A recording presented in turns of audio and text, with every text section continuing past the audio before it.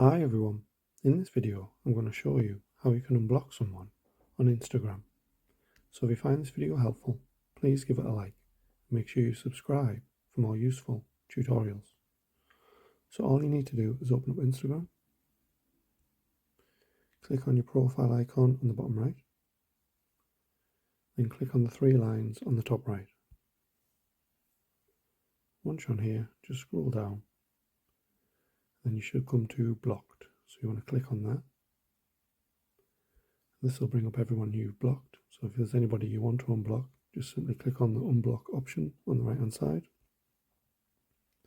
and this will just let you know that account and any other accounts that they may have or create will now be able to see your posts, follow and message you on Threads and Instagram. They won't be notified that you've unblocked them. So if you're happy with all that, just simply press unblock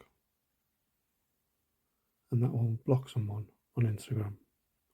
Thanks for watching.